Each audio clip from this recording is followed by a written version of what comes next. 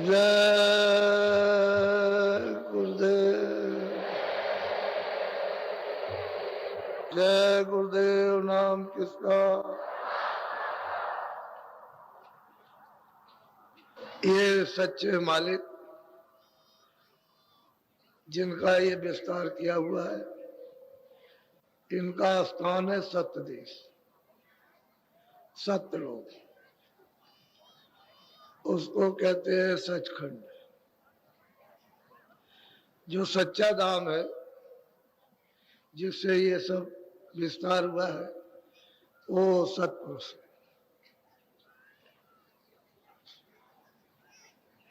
उन्होंने ये सब पहले से ही निश्चित मंडलों की, ब्रह्मांडों की रचना कर दी। ये सब उन्हीं की रचना की हुई है, क्योंकि ये सब मसाला वहीं से आया। जल है, पृथ्वी, अग्नि है, वायु है, आकाश, सब वहीं से आया। इसके बाद में लिंग शरीर है 17 तत्वों का, 10 इंद्रिया, चतुर्संताकरण, मन, बुद्धि, चित्त, अहंकार, रजोगुण, तमोगुण, सतोगुण। ये स्वर्ग और वैकुंठ में इसका जो खोल है, पर्दा है, ये चेतन है, ये जड़ है। इस जड़ में सूरत बंद है और वो पर्दा चेतन है। फिर सूक्ष्म शरीर है 9 तत्वों का, शब्द, स्पर्श, रूप, रसगंध, मन, बुद्धि, चित्त और अहंकार। इन 9 तत्वों का सूक्ष्म शरीर। उस सूक्ष्म शरीर में आद्या महाशक्ति और ईश्वर, जिनको मुसलमान खुदा कहते हैं, ईसाई गाठ कहते हैं, हिंदू उसको परमात्मा कहते हैं। उस सूक्ष्म शरीर। इसके बाद में कारण शरीर, वो 5 तत्वों का, शब्द, स्पर्श, रूप, रसगंध, ये 5 तत्वों का शरीर है। इसके बाद में कोई शरीर नहीं, बाद में शब्द। सारा ये विस्तार शब्द ही का है। जो भी रचना ऊपर है वो शब्द की है, और उसका विस्तार पहले शब्द ही का हुआ।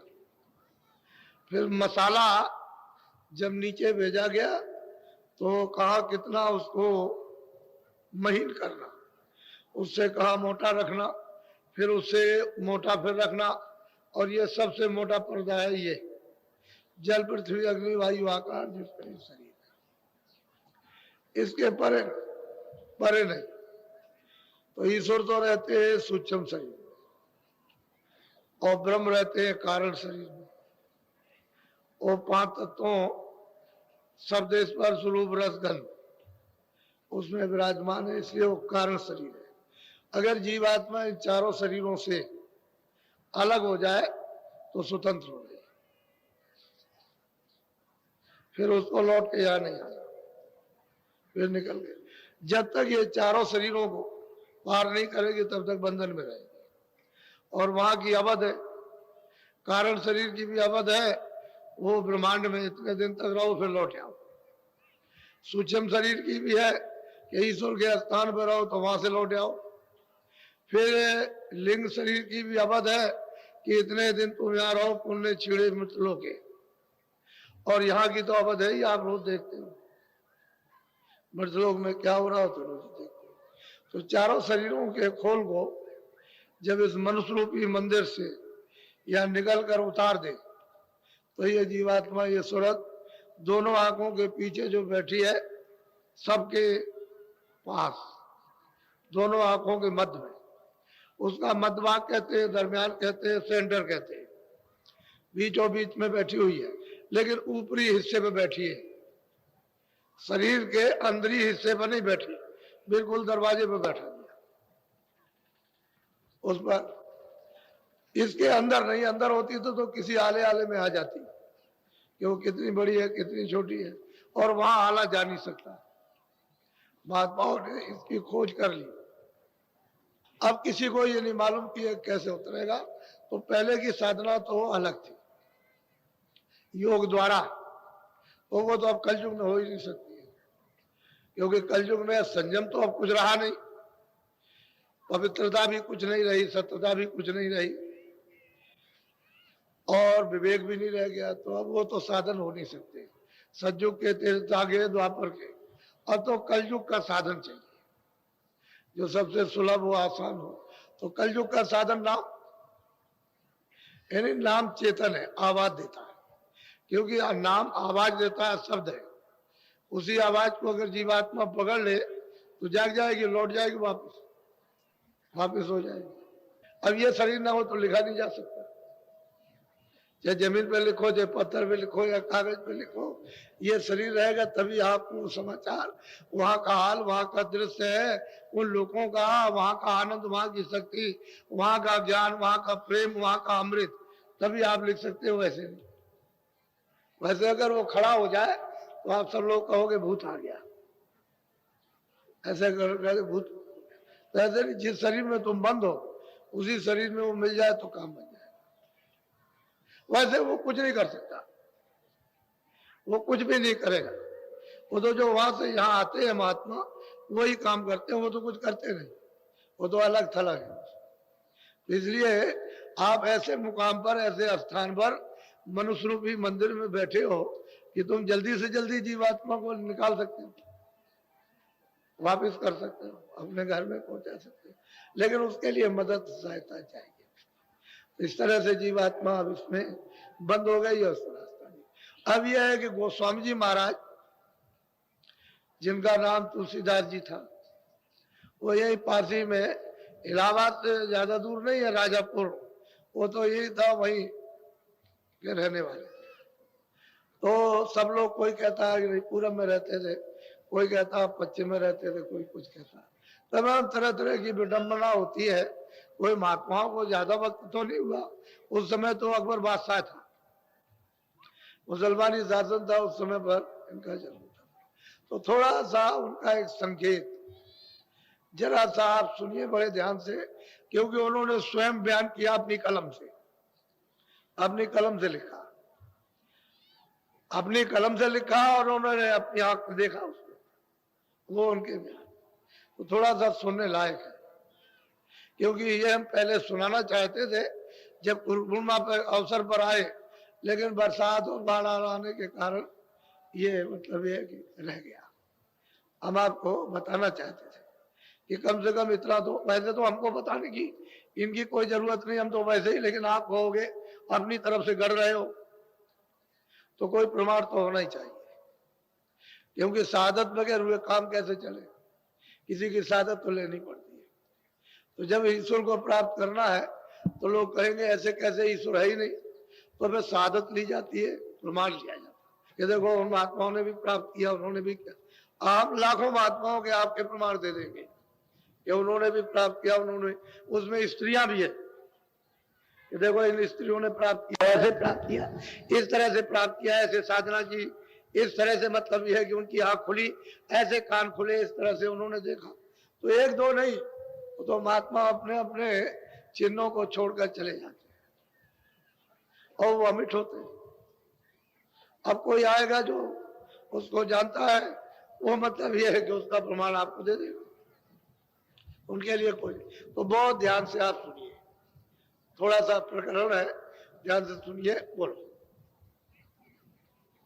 तुलसी कहत बताई अपनी उत्पत्ति मति विधि, सोधि सत्संगति लार, जग जब से तन भेसी। अब गोस्वामी जी महाराज कहते हैं कि भाई लोग कुछ कहेंगे, कुछ कहेंगे, हम अपने आप बयान कर दें कि भाई हमारी उत्पत्ति कैसे हुई, हम ज्ञानी थे कि अज्ञानी थे, जानते कि नहीं जानते थे, हमको सत्संग मिला था या नहीं मिला था, हमको महात्मा मिले या नहीं मिले, हम कहाँ के, मतलब ये है कि रहने वाले, तमाम तरह की शंकाएं रहती हैं। तो कहते हैं हम ही खुद कह दें तो लोगों को हमेशा जानकारी रहेगी। बोलो। अभय पानी विधि का अभिषेखा तुलसी की चनी अब गोस्वामी जी महाराज कहते हैं कि मैं तो बिल्कुल नीच था, कीचड़ में सना हुआ था, विवेक था नहीं, ज्ञान था नहीं, प्रेम था नहीं, हम कुछ नहीं समझते, वो जानते ही नहीं थे। अब वो अपनी बात कह रहे हैं कि देखो मैं कुछ नहीं जानता था, बिल्कुल सुनसान था। हमको क्या मालूम परमात्मा क्या है, ईश्वर क्या है, आत्मा क्या है, हम कुछ नहीं जानते। वो अपनी बात आपको अपनी बता रहे। बोलो। मैं अति अधमय चेत बूझा संत चरण का चुमो। और गोस्वामी जी महाराज कहते हैं उस बचपन काल में मैं अधम था, अचेत था, मुझे होश ही नहीं था कि मैं मनुष्य शरीर में क्यों आया हूं, कुछ नहीं था। अधम से अधम और अचेत और नीच कोई भी, इतना जरूर कभी कभी इच्छा होती थी कि संत मिल जाए, उनके चरण मिल जाए। ये कभी कभी उनमें अंदर अंदर उद्वेग उठा करता था, कभी कभी आता था कि कोई संत मिल जाए, उनके चरणों में लग जाए। ये एक निशानी थी उनको उधर जाने की। लेकिन कहते हम तो कुछ थे नहीं, अधम से भी अधम थे। बोलो। मैं तो अचेत चेत चित नाही संत चिताई की नय अपना। कहते हैं मैं अचेत था, मुझे कैसे चेतना आ सकती थी, लेकिन संतों की, महापुरुषों की कृपा हुई कि उन्होंने धीरे धीरे धीरे धीरे बैठाल करके हमको चिता लिया, जगा दिया कि तुम इसलिए मनुष्य शरीर में आए हो। असली काम तुम्हारा यह है कि अपनी जीवात्मा को जगा के वापस। तो धीरे धीरे उनकी कृपा, उनकी दया से पास बैठाल कर और धीरे धीरे दया करते करते और उन्होंने चिता लिया, चेतना आ गई। बोलो। मैं पौने संत चरण समनाई संत दयाल दया के। तो गोस्वामी जी महाराज कहते हैं कि मैं संतों के चरणों के बराबर किसी को कुछ नहीं जानता, मैं किसी को रत्ती भर नहीं, बस संत चरण, उन्हीं की कृपा और उन्हीं की दया। देखिए कितनी बड़ी बात कि संत चरण। कभी कभी ज्वार भाटा उठता था कि कहीं मिल जाए, उनके चरण मिल जाए, संत मिल जाए, महापुरुष मिल जाए, पूरे मिल जाए। कहते मिल गए तो उन्होंने बैठाल करके हमको चिता लिया, जगा दिया कि तुम इसलिए आए हुए हो। अब ये स्थिति है कि मैं उनके चरणों के सिवा और किसी को जानता ही नहीं। बोलो। तुलसी मथ बोधि नहीं विवेका संत चरण चित और कहते कि तुलसी की बुद्धि में विवेक नहीं था, कुछ नहीं विवेक था, बस एक ही था कि एक ही निशाना था कि संत चरण, एक ही तीर था कि उनके सिवा और कुछ नहीं, और बाकी अपने को विवेक कुछ नहीं था। मैं जानता ही नहीं था विवेक क्या थी।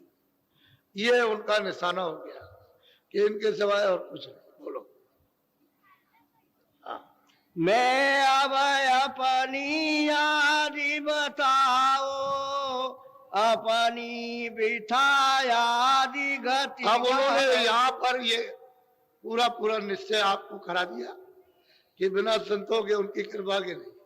कहते हैं एक लक्ष्य निशाना संत चरण का, मैं उसके बराबर और कुछ नहीं जानता, मैं अच्छा न बुरा, मुझे कुछ नहीं, न विवेक न अविवेक, मैं अब कुछ जानता ही नहीं। बस मुझे तो एक ही निशाना मिला, संत चरण की बांधी टेका। कहते हैं बस निशाना बांध लिया, इसके सिवाय और कुछ है नहीं। ये अब वो कहते हैं कि भाई मेरी उत्पत्ति कैसे हुई, अपनी आप कहानी वर्णन कर रहे हैं, बता रहे हैं कि जिससे लोग उसको सुन लेंगे, समझ लेंगे तो जान जाएंगे। बोलो। जग व्यवहार जगत जगराही तनयोपजा विधि कहो। कहते हैं भाई जैसे जगत की उत्पत्ति का जो सबका सिलसिला है, कि बच्चे बच्चियां कैसे पैदा होते हैं, तो कि मैं कोई ऊपर से थोड़ी गिर गया हूं कि मैं ऊपर से गिर करके आ गया। ऐसे नहीं। जैसे जगत का व्यवहार उत्पत्ति होने का, उसी तरह से कहते हैं कि मैं आपको बता रहा हूं। बोलो। राजापुर जमुना के तीरा, जहाँ तुलसी का भया। कहते हैं कि राजापुर ग्राम है इसी जमुना के किनारे, यही आपके पश्चिम की तरफ में इलाहाबाद, कोई ज्यादा दूर नहीं है। बरवारी से सड़क जाती है राजेपुर के लिए, तो कहते हैं वहां मेरा किनारे पर घर था। तो जिस तरह से बच्चे बच्चियां पैदा सबके यहाँ होते हैं, उसे है वैसे ही यानी ये शरीर मेरा पैदा हुआ राजापुर गांव में जमुना जी के तीर बिल्कुल किनारे पर है। बोलो। विधि बुदेल खंड वही देसा, चित्रकूट बीच दस को। अब कहते हैं गोस्वामी जी महाराज खुद कि वो विख्यात बुंदेलखंड और चित्रकूट और राजापुर का कितना 10 कोस का 20 मील का अंतर है। तो यही बताते कोई सोचा कि भाई कहीं और जगह के रहने वाले होंगे, तो उन्होंने गांव का अपना परिचय इस तरह बताया कि इधर उधर नहीं हो सकता है, चित्रकूट से राजापुर 10 कोस है, 20 मील की दूरी पर। कहते हैं तुलसी का ये शरीर जिस तरह से जगत की उत्पत्ति होती है, वैसे उसका ये शरीर उपजा पैदा हुआ। बोलो। संवत 15 से नाभासी, भादो सुदी मंगल कहते हैं एका। भादो सुदी मंगल एकादशी और 15 से 89 कहते हैं उस दिन मेरा ये जन्म हुआ, ये शरीर यानी मां के गर्भ से बाहर आया। अब उन्होंने अपना निश्चित समय अपनी उत्पत्ति का बता दिया 15 से 89। बोलो। भया जन्म सोई कहो बुझाई, बाल बोध सुधि बुद्धि दर्शा। कहते हैं भाई जन्म हो गया, बच्चा मतलब 2 बरस 3 बरस 4 बरस का होता और क्या करता, खेलता कूदता है बालक बुद्धि से। तो कहते हैं मैं भी खेलता कूदता रहा, जैसे सब बच्चे खेलते वैसे कोई ऐसे समझे कि नहीं वो खेलते कूदते नहीं होंगे, वैसे ही खेलता कूदता रहा बालक बुद्धि से। तो उस बालक बुद्धि में क्या ज्ञान, क्या ज्ञान, कोई माँ बाप थे उनके, उन्होंने पाला पोसा दूध पिलाया और धीरे धीरे बड़ा करने लगे तो खेल कूद करने लगे। बोलो। उस समय यह जरूर था मुसलमानी राज्यों में 7 बरस 8 बरस के बच्चों की शादी हो जाती थी, क्योंकि अब भी है आपके यहाँ उत्तर प्रदेश और प्रदेशों में भी कि बचपन में शादी हो जाती है। गोना तो आप कीजिए समय पर 16 साल हो जाए 18 साल हो जाए वो तो बात अलग है, लेकिन शादी अब भी हो जाती है। 8 साल की 9 साल की लड़कियों की शादी अब भी कर देते, अब भी आज भी कानून होते हुए भी कर देते। वो कहते हैं शादी संबंध हो गया, हम वहां भेजेंगे, थोड़ी भेजेंगे उसी समय जब इसका समय पूरा हो जाएगा शादी हो जाती है। तो उस समय मुसलमान युवराज था, उस समय पर लोग लड़कियों को अच्छा नहीं समझते थे, तो इनकी बचपन में ही शादी कर दी गई। बोलो। तेरिया भरत भाव मन राता, विधि विधि रीति चेत संग कहते हैं कि सा। जब हमारी अवस्था कुछ मतलब 12-13 साल की होने लगी, तो मतलब है कि लोग कहने लगे भाई तेरी शादी हो गई, तेरी शादी हो गई, तेरी शादी, तेरी तो स्त्री है, तेरी तो स्त्री है, वो वहां पर है, वहां पर है। तो धीरे धीरे मन उधर जाने लगा, उधर को उस तरफ स्त्री की तरफ, भाई कैसी स्त्री है, ये है कहां पर है, ऐसा अब ये मन में है। सब लोग जगाने लगे धीरे धीरे कि शादी हो गई, शादी हो गई, होता ही है। जब लोग होश आया तो लोग बताने लगे। बोलो। ज्ञानहीन रस रंग संग माता, कान कुबुज बावन। अब गोस्वामी जी महाराज कहते हैं मैं ज्ञान का हीन था, मुझ में कोई ज्ञान किसी के प्रकार का नहीं था। मैं तो मतलब ऐसे विकारों में रमा हुआ रम रहा था। और मेरी जाति थी कानपुर, ब्राह्मण जाति का था, उनके परिवार में सब पढ़े लिखे थे,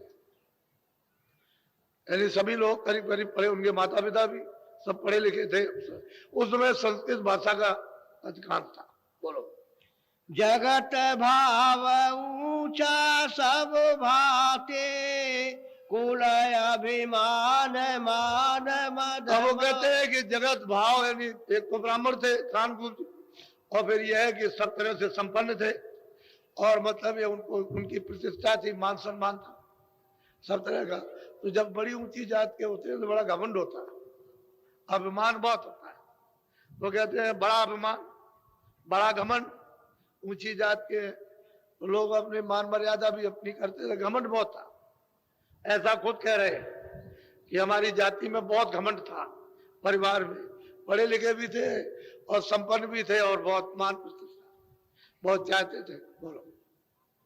मोटा मन कछु चीन अचीना, ज्ञान मते मत रहो मली। कहते हैं कि मोटा मन, इन विकारों में मतलब ये फंसा हुआ मन, परिवार का भी था, अपना भी, जैसा रंग होगा वैसे ही मतलब ये चढ़ेगा। तो जैसा वो थे मान, ये अभिमान, उनमें वो सब तरह का मोटा मन, ये सब मोटी चीजें होती है। क्या मान, क्या, अरे आदमी को कुछ लेना है तो छोटा बने, बड़े में तो कुछ मिलने वाला है नहीं।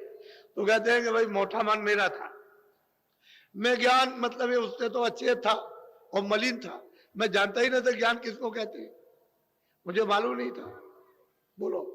एक विधि चित रहो समारे, मिले कोई संत फिर कहते हैं बस मैं यही सोचता रहता था कि मुझे कोई संत मिल जाए और बस मैं उनके चरणों को स्पर्श करूं और उनके साथ ही साथ चला जाऊं और वही कुछ मिल जाएगा।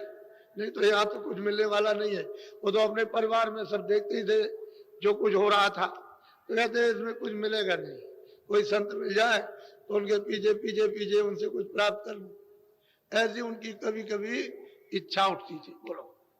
संत भाव मोहिनी का भावे, ज्ञान अज्ञान एक नहीं। अब गोस्वामी जी महाराज कहते हैं कि संत भाव, मैं ज्ञान अज्ञान तो मुझे कुछ पता नहीं है, लेकिन संत भाव, साधा भाव, सज्जनता का नम्र भाव, विनम्र,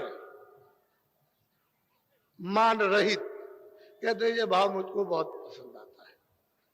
अब ये वो अंदर अंदर अंदर अंदर ये चीज होती रहती थी, कभी उठती थी, कभी कुछ देगा, कभी तो ये उठ जाती थी, ये बेग उठता रहता था। बोलो।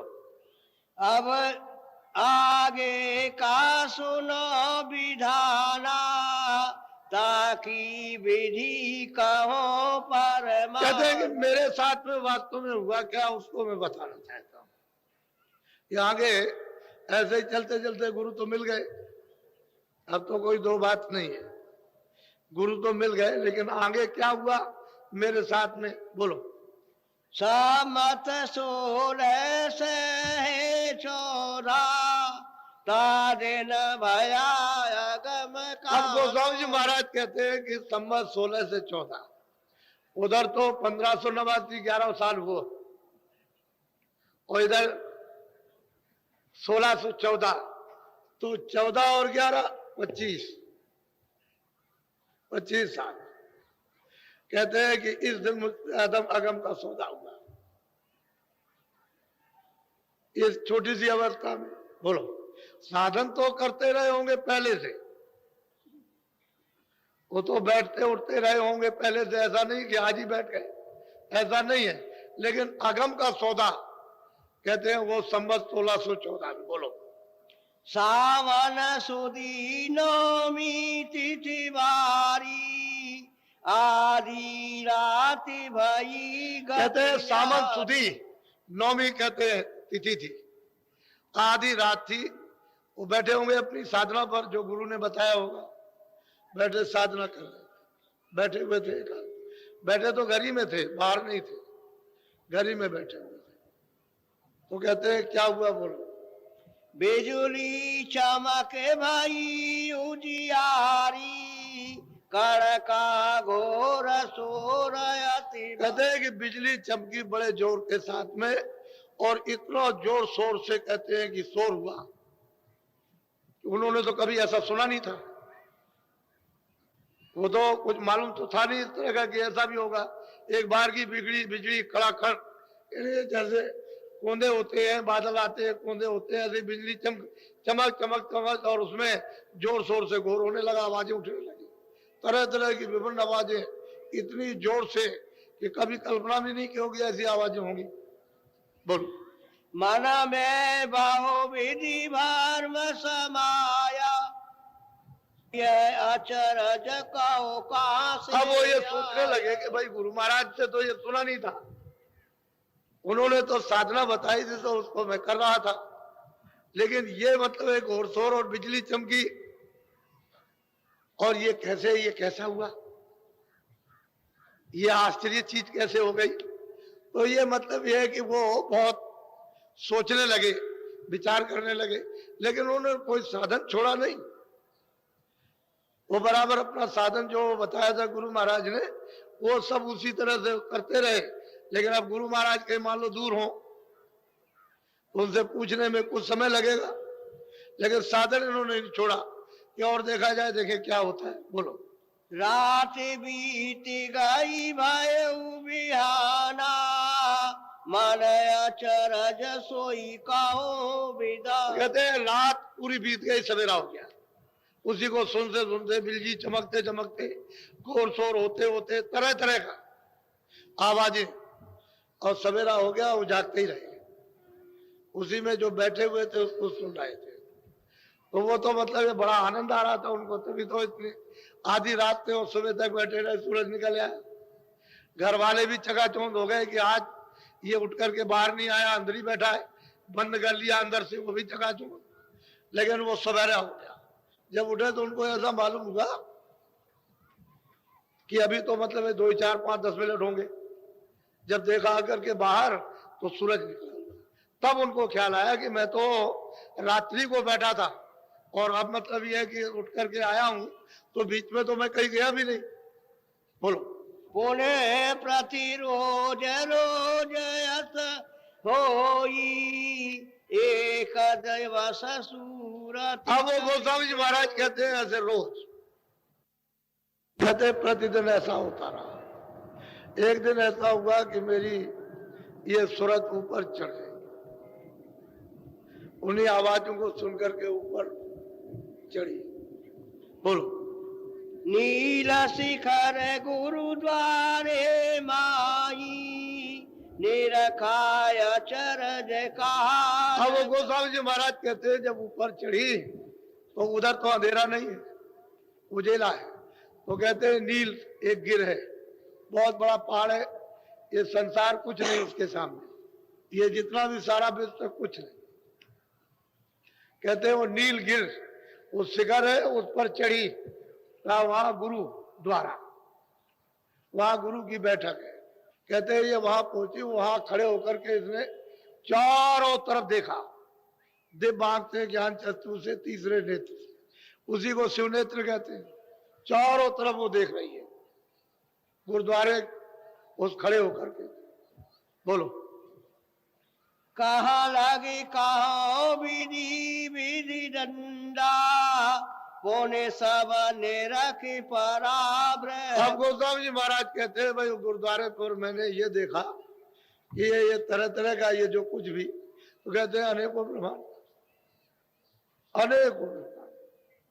मैंने उस दरवाजे पर खड़े होकर के और चारों तरफ देखा, तो जो अनेकों ब्रह्मांड देख सकता है क्या नहीं जान सकता। लेकिन बच्चों ये बाहर की आंखों से नहीं, रास्ता तुम्हारे पास सबके है। आप कहो उन्हीं के पास रास्ता नहीं, वो तो अभी कलयुगी में हुए, कलयुगी में हुए। ये मीरा भी तो कलयुग में हुई, ये जितने भी लोग हुए हैं 700 वर्ष के अंदर, ये बहुत महात्मा यहाँ पर कलयुगी में हुए। तो रास्ता तो उनके पास था, आपके पास भी है। ऐसा नहीं कि उन्हीं के पास रास्ता था हमारे पास नहीं है, लेकिन उन्होंने तो ये बताया, वो जानता ही नहीं था।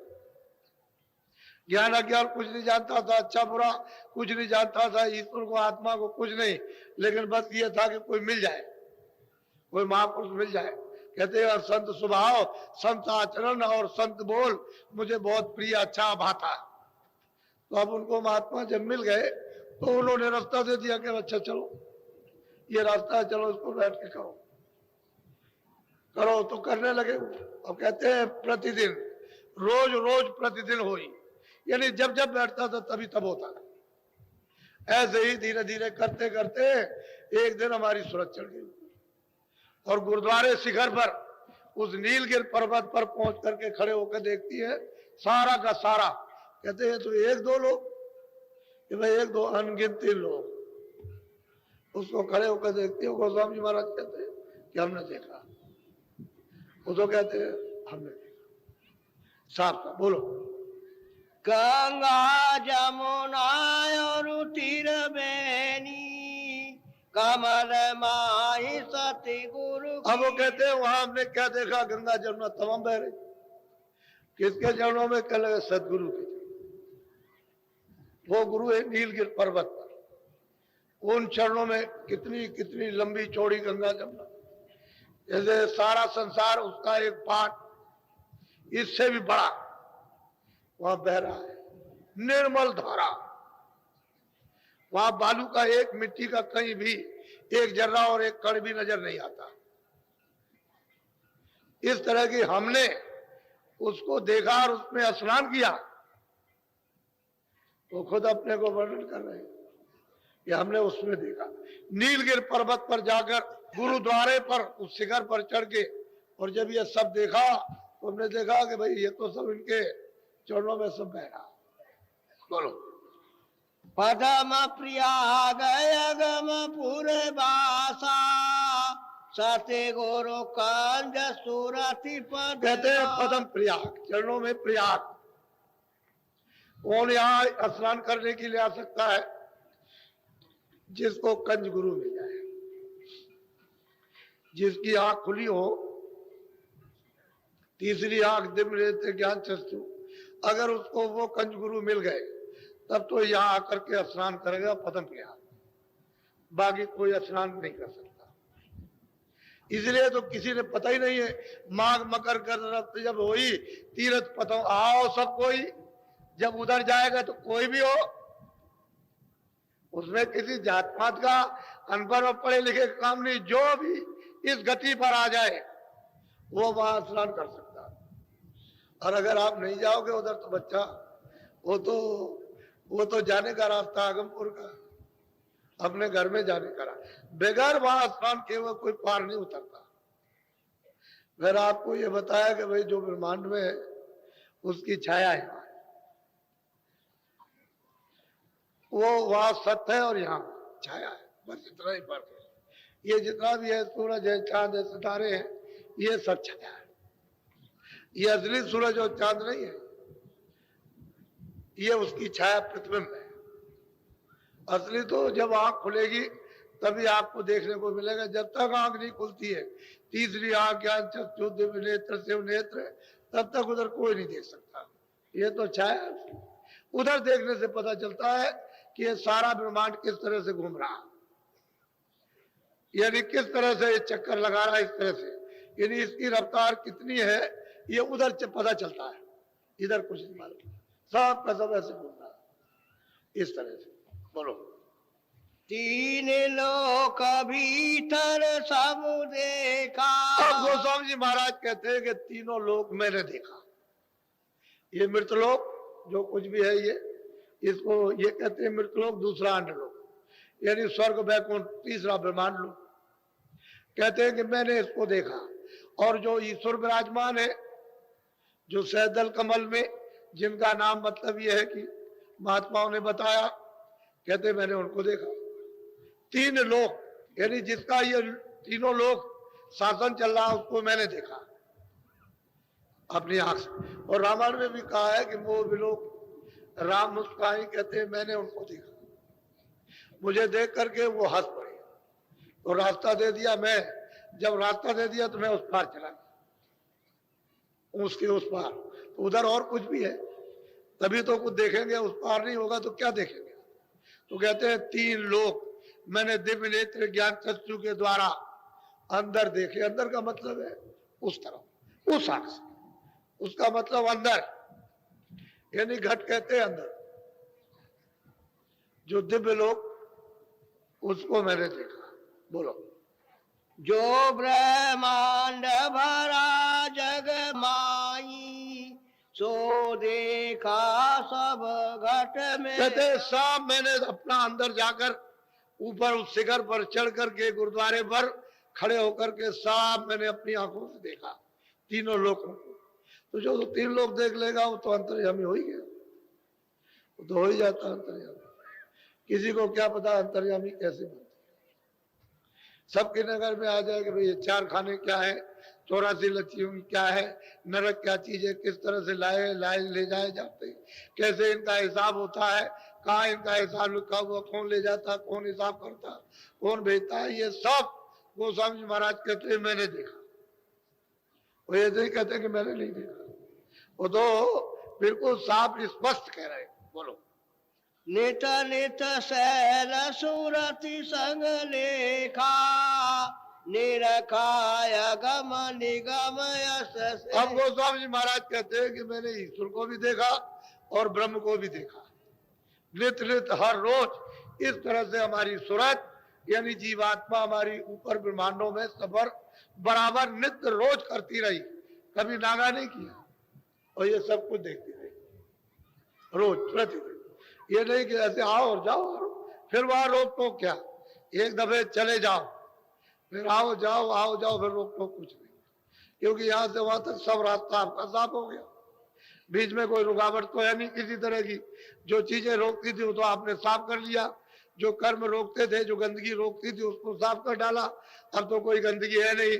ये हृदय आपका बिल्कुल मन बुद्धि चित्त है अंतःकरण ये सब बिल्कुल पवित्र है, जीवात्मा पवित्र हो गई। तो रोक तो किस बात की, कहते हैं रोज नित्य प्रति शैल करता था, शैल कहते हैं सफर उन ब्रह्मांडों की रोज करता था, और निगम अगम कहते हैं दोनों का, इधर का भी उधर का भी और ब्रह्म का भी, सब मैंने नजारा देखा अपनी आंखों से। बोलो। कस कस कहो अगम विधि नाना एक दिवस चढ़ी अगम टीका। अब गोस्वामी जी महाराज कहते हैं कि भाई मैं क्या वर्णन करूं, मैं जो देखता देखता देखता, अब वो कैसे वर्णन किया जाए। यहाँ तो कोई चीज वर्णन करने के यानी लिखने पढ़ने के लिए तो कोई चीज है नहीं जिस पर लिखा जा सकता, वो तो जीवात्मा ही उसको देखती है, क्योंकि वो सब नजारा चेतन है, जड़ नहीं है। ये सब जड़ नजारा है, वो चेतन यहाँ जब जड़ चेतन नहीं है यहाँ, तो उसका यहाँ कैसे लिखा जा सकता। तो कहते हैं मैं उसको कैसे बयान करूं, जिब्या तो उसको बयान कर नहीं सकती है, महात्माओं ने उसका इशारा किया बस। ये जो कुछ भी किताबों में लिखा है ये सब एक संकेत है और कुछ नहीं, वो तो उसी वहां देखने का तो वही काम है, यहाँ क्या देखेंगे। तो जीव धीरे धीरे धीरे धीरे जब महात्माओं के पास चले जाते हैं और धीरे धीरे धीरे धीरे जब उनको वो चीज मिलने लगती है, उनकी कृपा दया होने लगती है और आपको भूख और प्यास लगती है, तो सब बन जाता है, सब संजोग सही बैठ जाएगा सीधा, फिर उसी तरह से तुम बिल्कुल साफ सुथरे हो जाओगे। तो कहते हैं कि एक दिन ऐसा हुआ कि मेरी सूरत कहते हैं जीवात्मा को, उसने मतलब है कि और ऊपर ब्रह्मांडों की पार ब्रह्मांडों की सफर की शैल की। बोलो। वह की शैल चोज कछुबारी अंड खंड ब्रह्मांड। अब गोस्वामी जी महाराज कहते हैं कि जब मैं उधर गया पार ब्रह्मांड में, तो वहां की चौज मौज आनंद, वहां का सुख, वहां का दृश्य सुंदरता, वहां का अमृत, वहां का शब्द, वहां का नाम, उसको क्या वर्णन करूं। कहते हैं कि पिंड अंड ब्रह्मांड इन सब से परे यहाँ तो कुछ नहीं है जो मैंने उधर देखा अद्भुत चौज। वहां तो ये मालूम होता है कि बेशुमार ईश्वर, यानी कोई गिन नहीं सकता हुआ, यह दृश्य देखने को वहां मिलता है। एक एक वृक्ष यानी करोड़ों करोड़ों योजन का ऊंचा, आप कभी यह अनुमान भी नहीं कभी कर सकते हैं कि ऐसा है, करोड़ों करोड़ योजन का इतना, और ऐसा जितना सारा संसार एक एक वृक्ष इतना लंबा चौड़ा, यह तो कुछ नहीं है। ऐसे ऐसे वृक्ष, और वो किस तरह से उसका दृश्य है वो, यहाँ तो कोई चीज है नहीं जो आपको कुछ ये बता दिया जाए। हाँ ये जरूर है कि जैसे कोई झालर बनाता है उसमें तरह तरह के बल्ब लगा देता है, ऐसे ही अब ये चीजें वो क्या है, वो सारी रूहों का, जीवात्माओं का, सब सुरतों का खेल है, चेतन नहीं चेतन है। तो कहते हैं वहां की चौज मौत, यानी मतलब यह है कि अत्यंत भारी, जो कहने में नहीं आ सकती। बोलो।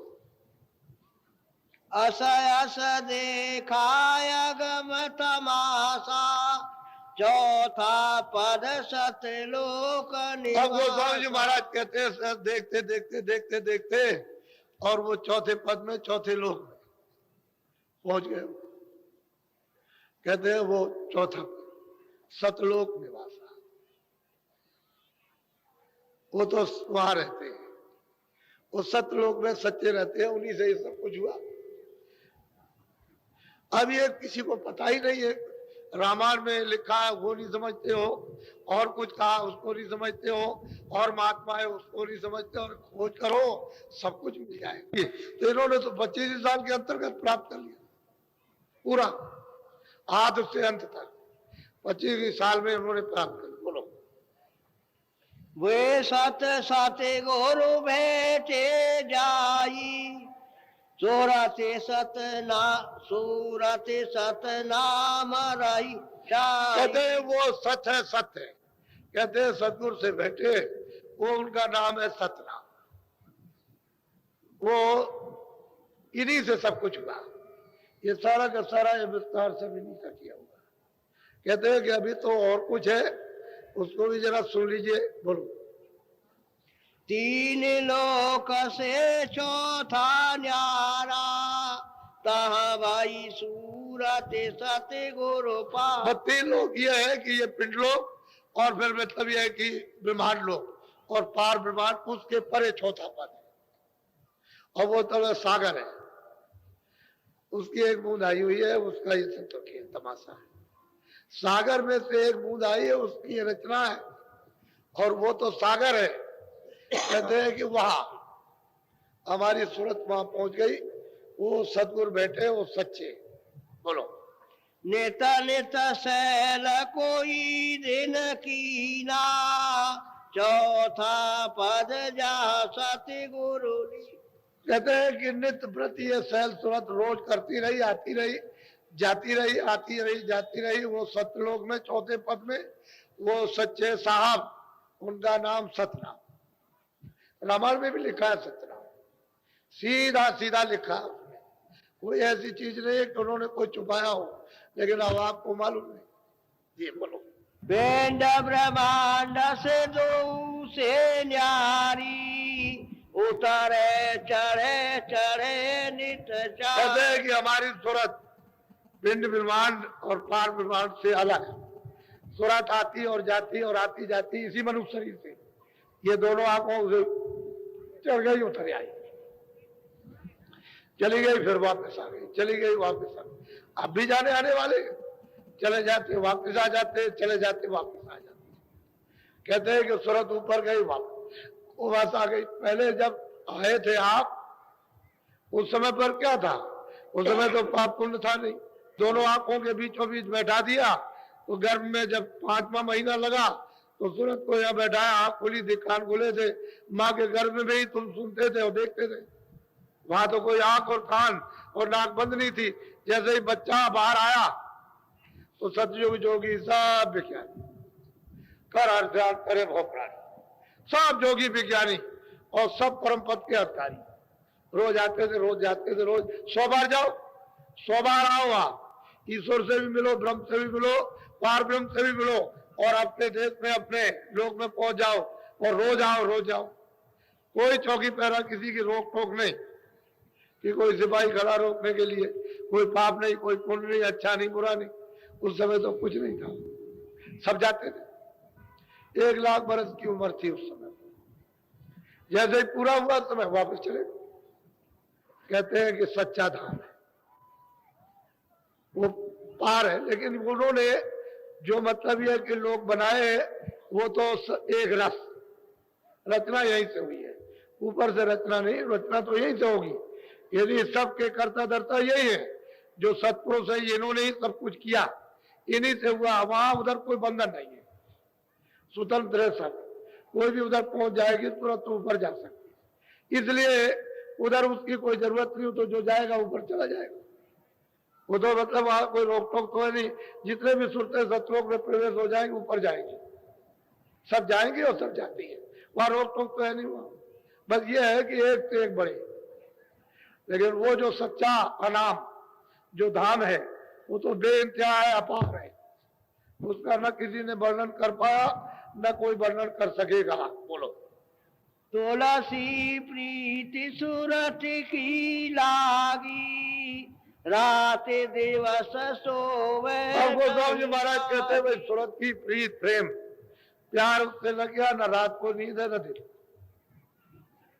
अब वो सोती होती नहीं है, जाके सोने होने का काम तो खत्म हो गया। बोलो। कहाँ लगी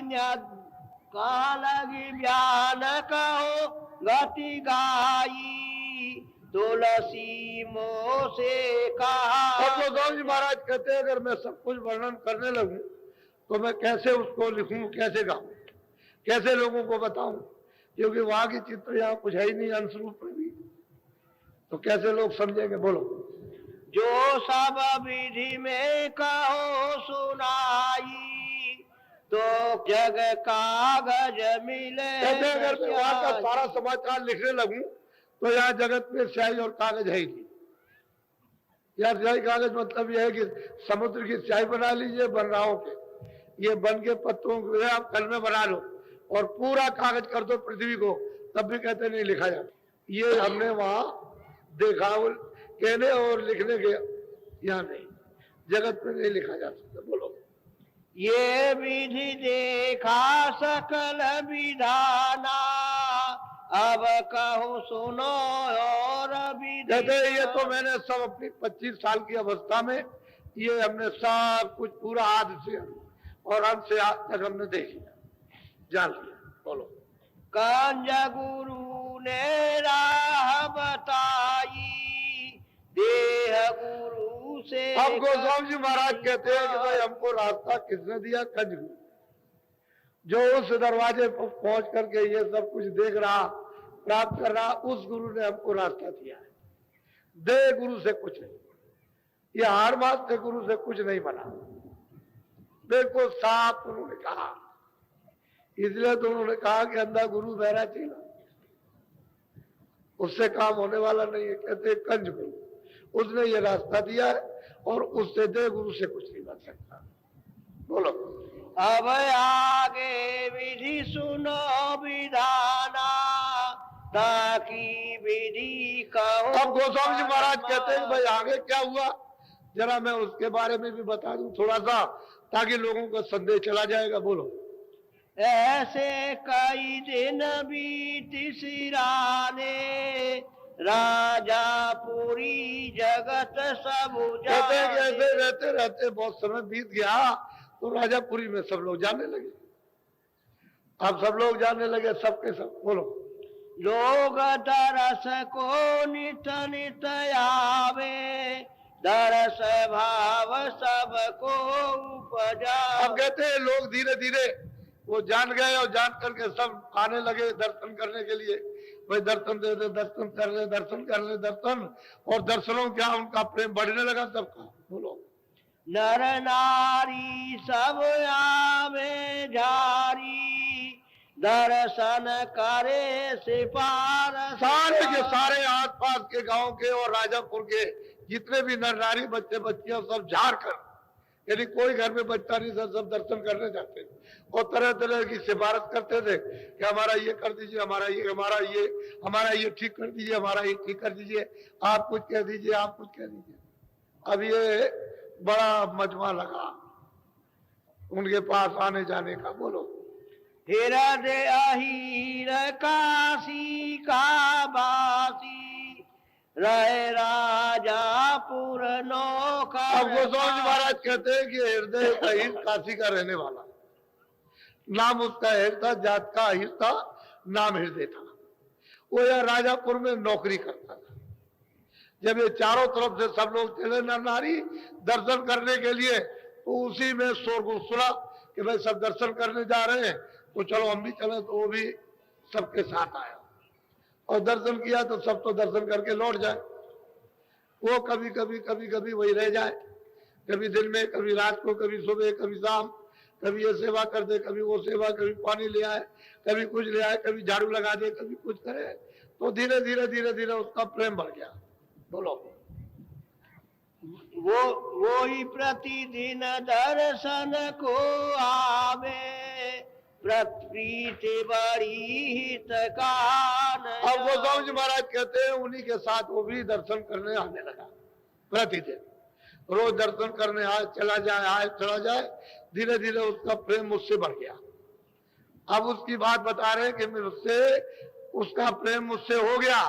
बोलो, रात दिवस दिन दिन रहे पासा, तुलसी बिना और नहीं। अब वो हृदय जो था वो रात को दिन पास रह जाए, और बस वो इन्हीं को एक चित्त है, इन्हीं को मानने लगा, दूसरा और किस नहीं। अब उसका इतना प्रेम हो गया कि इनको छोड़ नहीं सकता, ऐसा हो गया। और इतना मतलब यह है कि उसका लगाव हो गया कि अंदर बाहर। तो इन्होंने उसको वही राजापुर ही में उसको बता दिया कि ले तू भी कर ले, वही राजापुर, वो भी भजन कर। एक दिवस भाई ऐसी रीति, काशी गए बहुत दिन। को ठीक करो कि इसने प्रार्थना की कि मैं बहुत दिन से काशी गया नहीं हूं, तो आप आज्ञा दे दीजिए मैं जरा काशी चला जाऊं। तो इन्होंने कहा अच्छा तुम काशी चला जाओ। तो ये काशी चला गया। वैसे सही सच्ची बात तो यह है कि इसने यही साधन अपना पूरा संपन्न कर लिया और ये भी पहुंच गया। इसको भी इसी तरह से उन्होंने पहुंचा दिया सीधा। अब ये चला गया काशी, देखा कि अभी तक तो आया नहीं, तो इनका उसमें मन लगा रहा कि भाई मतलब ये आया नहीं, चलो इनका उससे प्रेम, उनका इससे प्रेम। तो उन्होंने सोचा कि चलो अब यहां से क्या करेंगे, चलो यहां से चले काशी चले। तो यहां से काशी चल दिए। बोलो, एक दिवस भाई ऐसी रीति, काशी गए बहुत दिन भी। बस कहते हैं कि उनको ये इच्छा हुई कि चलो भाई काशी चले और उससे मिलेंगे। बोलो, हमारा चित हृदय में बासी, हम चली गए नगर जहाँ का। गोस्वामी जी महाराज कहते हैं कि भाई हमारा चित्त लगा था कि हम हृदय के पास में चला जाए, तो हम राजापुर छोड़ करके चलिए। अब घर बार छूट जाएगा, छोड़ते हैं। से रहे 15 चैत मास 12 तिथि मगर। कहते हैं चैत का महीना था, संवत 16 से 15 में राजापुर छोड़कर काशी चले गए, 26 साल की अवस्था में। वैसे 25 में 1-2 दिन 4 दिन ज्यादा हो जाए तो कुछ फर्क पड़ता नहीं है, लेकिन 25 साल की अवस्था में ये काशी निकल गए। बोलो, पहुंचे काशी नगर मझाई, हृदय सुनत दौड़। जब ये काशी जी पहुंचे तो इन्होंने किसी से सूचना भेजी होगी जहां वो रहते थे, तो जैसे ही सुना से दौड़ के आए और आकर के इनके चरणों को स्पर्श किया और इनको फिर ले गए। बोलो, आए चरण लीन पर सादी, विधि विधि रहन कोटि की। बदले में फिर उसको ये था कि तो इनको यही रखेंगे काशी में। हृदय ने विधि विधान के साथ में कुटी तैयार कर दी। जब कुटी बन गई तो इनसे प्रार्थना किया कि आप यहाँ रहिए। बोलो, कोटि बनाई की नया स्थाना, काशी में हम रहे। अब गोस्वामी जी महाराज कहते हैं कि इस तरह से जब कुटी तैयार हो गई तो मतलब यह फिर मैंने रहने का विचार कर लिया, तो हम वहां काशी में रहने लगे। यानी 25 साल की अवस्था में उन्होंने राजा गांव छोड़ दिया और काशी पहुंच गए। ये उनकी अवस्था थी। इसी के अंतर्गत उन्होंने आदि से अंत तक उसको प्राप्त कर लिया। कोई चीज भी किसी तरह की जरा भी नहीं छोड़ी। तो जवानी के ज्योति में सब कुछ होता है, हम लोग इसको जानते नहीं। महात्मा क्या देते आए, क्या देते हैं, क्या दे रहे हैं, इसको हमको कुछ पता नहीं। हम तो मतलब है संसारी है। बोलो। गंगा निकट कुटी जाकीना हृदय नित आवे लो। बस कहते हैं गंगा के पास ही में, यानी वरुण नदी थी, कोई ज्यादा दूर नहीं है, वहां कुटी बना दी, मैं वहां रहने लगा। हृदय हमारे पास में नित्य वृद्धि, हर रोज सुबह शाम आता रहा, सेवा करता रहा, मैं वहां रहता रहा। बस वहीं से बहुत लोग मिलेंगे इनको, बड़े बड़े विद्वान मिलेंगे, काशी में पंडित मिलेंगे, मुसलमान मिलेंगे, जैनी मिलेंगे, तमाम पंथ वाले मिलेंगे। और कितने लोगों को इन्होंने पार किया ये तो आपको मालूम है नहीं। ये तो विवरण आपने कभी सुना ही नहीं कि, और कि जिन लोगों को पार किया उन्होंने जिस जिस तरह से साधना की और इनको आकर के सुनाया, वो भी आपने कभी नहीं सुना, जानते ही नहीं हो। इन्होंने छोटी सी अवस्था में कितने लोगों को पार कर दिया, अपने सामने पहुंचा दिया। सही और सच्ची बात तो यह है कि महापुरुषों को कोई पहचानता ही नहीं, जानता ही नहीं। लेकिन काशी में जब इनको तकलीफ दी गई, अगर वो विवरण सुनेंगे तो आप रोएंगे। बहुत तकलीफ हुई। छोटी मोटी महात्माओं को तकलीफ नहीं होती है, लेकिन वो सब तकलीफों को झेल लेते हैं।